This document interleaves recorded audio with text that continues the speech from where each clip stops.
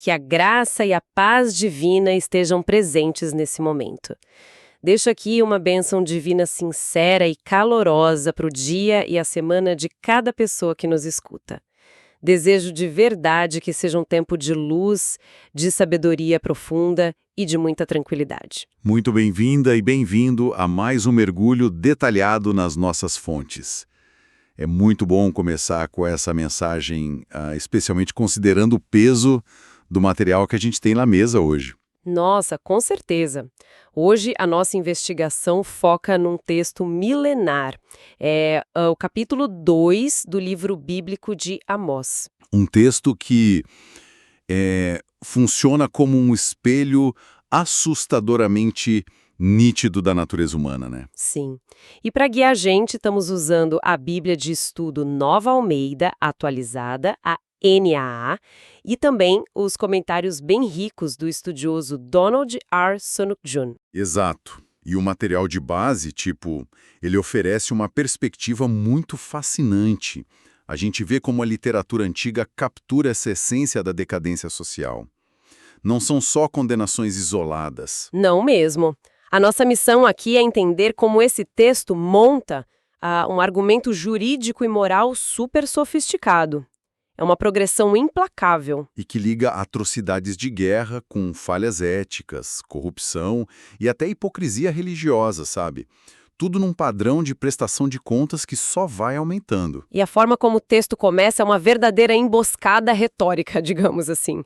Tem aquela fórmula literária repetitiva logo de cara. O famoso ditado, por 3 transgressões, sim, por causa de 4, não suspenderei o castigo. É um padrão inconfundível para quem estuda o texto. E o comentário do Sunukjian explica que isso não é uma contabilidade literal, né? Não é que Deus está contando 1, 2, 3 e 4 pecados específicos. Isso, exatamente. Os números 3 e 4 formam uma expressão idiomática. É tipo, a medida transbordou, o copo encheu na 3ª infração e derramou na 4ª. Cria uma expectativa terrível para as nações que ele vai listar em seguida. Prepara totalmente o terreno. E ele foca em 3 nações principais nesse capítulo, que são Moabe, Judá e o grande alvo da mensagem, Israel. E o primeiro alvo dessa lista de copos que transbordaram é Moabe. O crime deles chama muita atenção porque é bem macabro. Bastante. O texto diz que os moabitas queimaram os ossos do rei de Edom até reduzirem tudo a cinzas. O comentário aponta que isso ia muito além de um simples espólio de guerra. Tem todo um contexto do Antigo Oriente Próximo que a gente precisa entender aqui. Que contexto seria esse? Naquela cultura, o sepultamento adequado na sepultura familiar era o ápice da honra e da dignidade humana. Era vital descansar com os antepassados. Então, profanar um túmulo era a ofensa máxima. Exatamente. A queima foi levada a um extremo aterrador. Os ossos viraram um pó fino parecido com giz ou cal.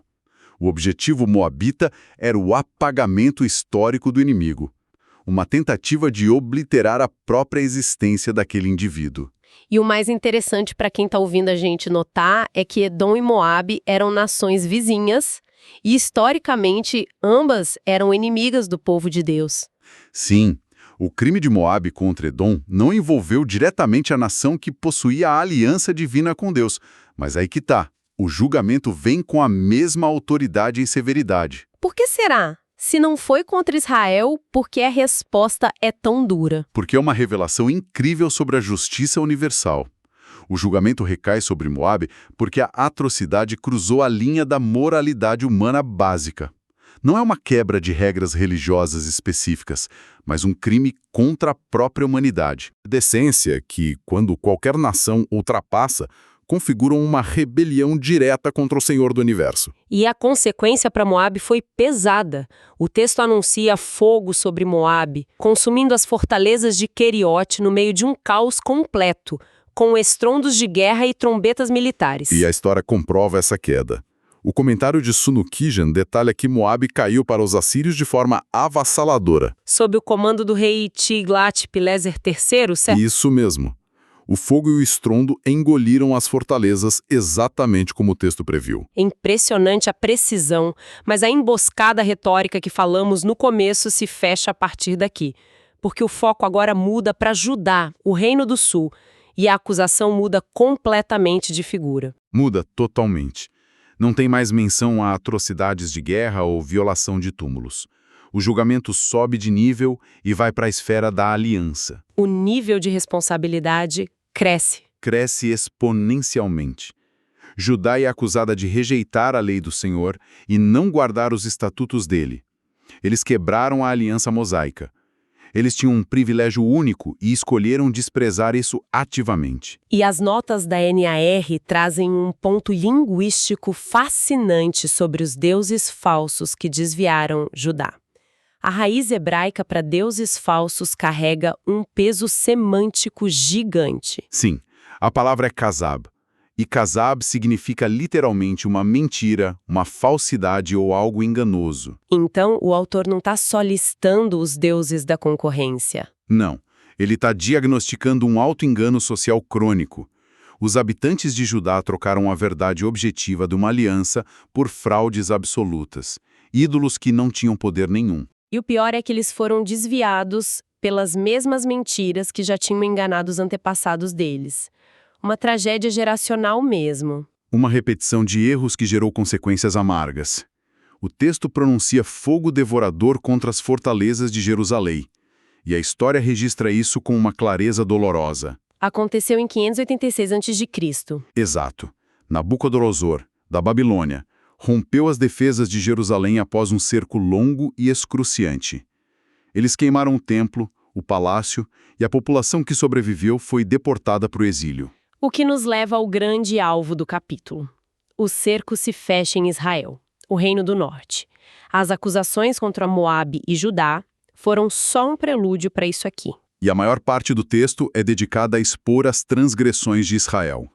A análise das fontes mostra uma sociedade apodrecida em quase todos os níveis concebíveis. O comentário cataloga tudo: injustiça social, perversão legal, pecado sexual, abuso de garantias financeiras e muita idolatria. Tudo conectado. Tudo interligado num sistema de exploração contínua. A injustiça estrutural era implacável. Tem aquela frase absurdamente forte que denota isso. A denúncia de que os justos eram vendidos por dinheiro e os necessitados por causa de um par de sandálias. Essa imagem cristaliza a desvalorização absoluta da vida humana. E o Sonoquigian oferece duas interpretações fascinantes para esse par de sandálias. Qual é a primeira? A primeira aponta para a literalidade de uma economia predatória. As sandálias representavam uma quantia financeira irrisória. Cidadãos vulneráveis contraíam dívidas minúsculas só para sobreviver, não conseguiam pagar e eram vendidos como escravos. O ser humano valendo literalmente uns trocados. E a segunda interpretação? A segunda leva para o campo das fraudes imobiliárias legalizadas. É baseada naquele costume que a gente vê no livro de Ruth, no capítulo 4. Aquela cerimônia de tirar a sandália para transferir uma propriedade, certo? Isso mesmo. A sandália funcionava como um título de propriedade ou escritura. Sob essa ótica, a elite manipulava os tribunais para confiscar as terras ancestrais das famílias pobres por meio de acordos fraudulentos. A entrega de uma sandália selava o roubo. Dinastias inteiras perdendo as terras dadas por Deus e virando servos no próprio país. E a justiça, que devia proteger essas pessoas? O texto fala dos tribunais agindo em conluio com os credores. É o grau máximo da perversão institucional. O texto diz que os juízes esmagavam no pó da terra a cabeça dos pobres.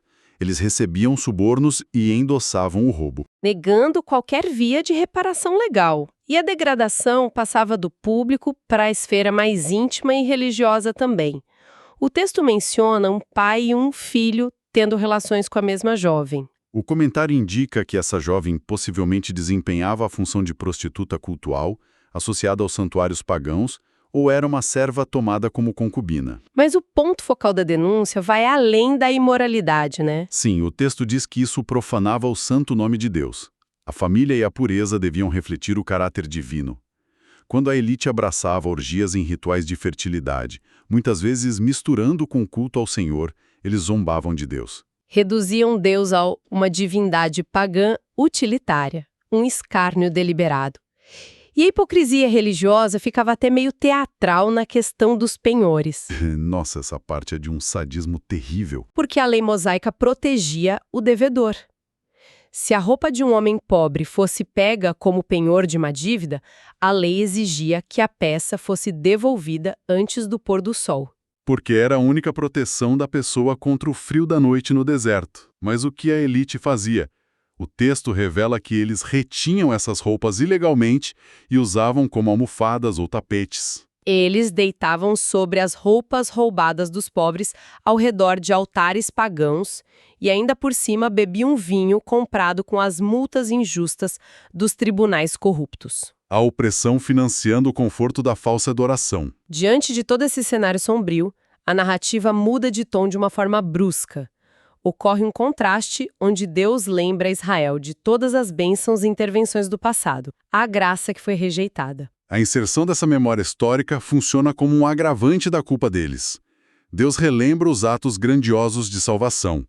Começa pela destruição dos amorreus. E a linguagem poética aqui é vívida demais. Os amorreus são descritos como altos como cedros e fortes como carvalhos. Um povo formidável. Mas Deus diz que destruiu eles, acabando com os seus frutos por cima e suas raízes por baixo. Tudo isso para limpar a terra e abrir caminho para Israel depois do Êxodo e dos 40 anos no deserto. Mas a saúde espiritual de Israel, que foi garantida pelas vozes consagradas que Deus levantou, foi completamente atacada pela própria nação. A forma como eles lidaram com os nazireus e os profetas é o ápice da degeneração. Os nazireus e os profetas eram o sistema de alerta moral da cultura. Para quem não lembra, os nazireus faziam votos de consagração que incluíam não beber vinho. E o que a sociedade fez? O texto diz que eles forçaram os nazireus a beber vinho. Não foi só desrespeito, foi um ataque metódico para corromper a integridade de quem vivia a pureza da aliança. E com os profetas foi o silenciamento direto. Ordenaram peremptoriamente que eles não profetizassem. A verdade se tornou insuportável para uma liderança corrompida. Silenciar as vozes corretivas foi a resposta oficial do sistema. O fechamento desse capítulo não deixa margem para fugas. Lá nos versículos finais, o tom profético atinge o ápice e usa uma metáfora agrícola para mostrar o peso das consequências. Deus diz que os esmagará como faz um carro carregado de feixes. A metáfora da carroça superlotada transmite um colapso estrutural. É um peso que excede qualquer limite de tolerância. O julgamento divino operaria com essa força contra as fundações da sociedade. E para quebrar de vez qualquer ilusão de que eles conseguiriam se defender, o texto lista 7 categorias de guerreiros que não escapariam do pânico. E não poupa nenhuma especialidade. O ágil não acha espaço para fuga. O forte descobre que a força dele é inútil. O valente não se salva no corpo a corpo. O que maneja o arco não consegue atacar à distância. O mais veloz é alcançado.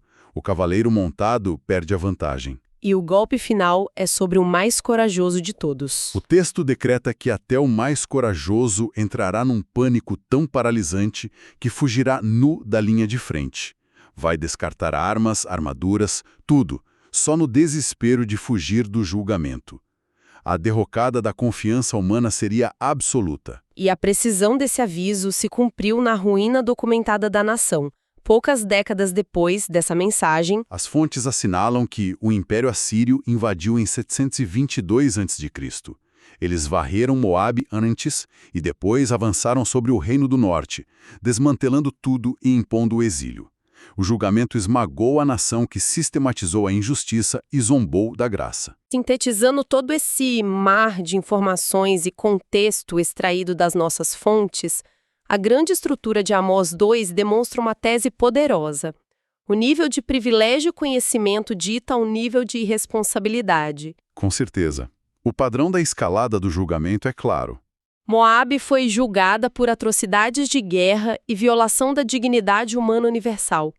Judá sofreu por trocar a aliança da verdade pelo alto engano dos ídolos, mas Israel enfrentou o julgamento mais severo porque juntou a traição religiosa com a opressão brutal contra os mais vulneráveis. Eles manipularam a lei e escolheram a amnésia espiritual. E o desdobramento de tudo isso deixa uma provocação mental muito desconfortável para a gente.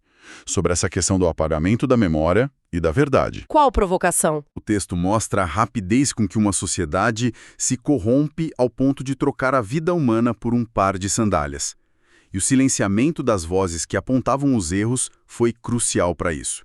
Então, o que fica para quem ouve é refletir sobre os nossos dias. Quais são os pares de sandálias modernos pelos quais as pessoas ou sistemas inteiros ainda hoje comprometem a ética, a justiça e a empatia?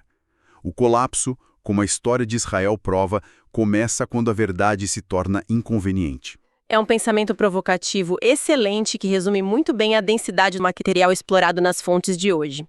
Agradeço a companhia de quem fez esse mergulho profundo com a gente. Deus abençoe todos os ouvintes